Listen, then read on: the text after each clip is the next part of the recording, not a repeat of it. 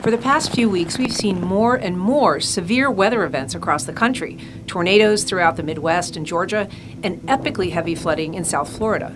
We asked our chief meteorologist, Tim Deegan, what he thinks may be causing these devastating weather events. Climate change. I'm going to talk specifically about the fact that the climate is changing from humans, because that's the only thing we have control over. And that's the greenhouse gases we're putting into the atmosphere. It can become complicated, but it's not. This was all fourth grade science that we all learned about. And the bottom line is, as things heat up, and I'm not just talking about us sweating more, as things heat up, what is heat? Heat is a measure of energy. So the more energy we put into the atmosphere, into the ocean, the stronger the hurricanes will become, the more intense the tornadoes, the more intense the flooding rains. All events we've had, no doubt about it, but now we're adding energy to all of those storm events. And really, even on the other side of the coin, we're causing droughts to be more severe. We're causing hot, sunnier days to be hotter. In fact, because those storms are stronger, occasionally it even makes for more severe cold weather events.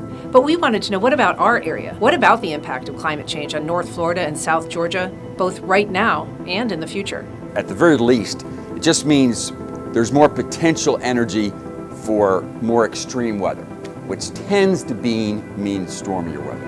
Now, all the while, as things do heat up, inch by inch, the oceans are rising. And of course, we're all connected to the oceans, right? The St. John's and the creeks and all the estuaries. So none of this necessarily means suddenly our weather's going to be worse this year or 5 years from now. But I can tell you, just looking back over the last 30 years, we've gradually seen our waters rise. So we've gradually seen it's easier, if that's a good word, for us to be flooded from even a nor'easter.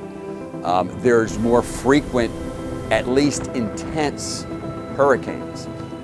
There's more of a concern for rain flooding. So year by year, maybe we don't notice a difference, because I personally think we've been talking about this for 30 years. It's beginning to add up. My biggest concern, if we talk about just Northeast Florida and Southeastern Georgia, are for our kids and grandkids. That as the greenhouse gases continue to build, what's going to happen if, let's say 30 years from now, all of the water here, even without a flood, is 1 or 2 feet higher, and the storms are stormier. So for me, although yes, each individual storm right now has a little more potential energy, my biggest concern is more of a long-term concern. Of course, there are some people who say, I hate the cold.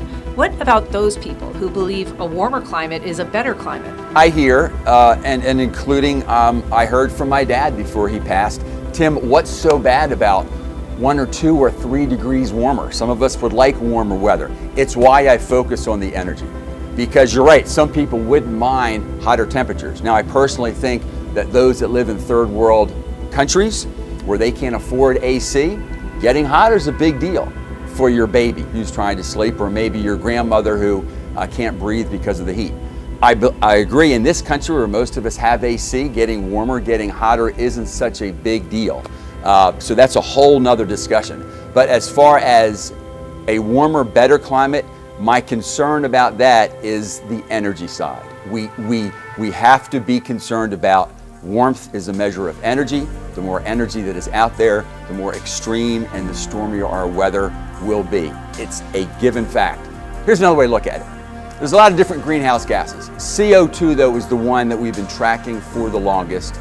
We know the most about. We haven't seen the Earth's atmosphere have this much CO2 that us humans have put into it.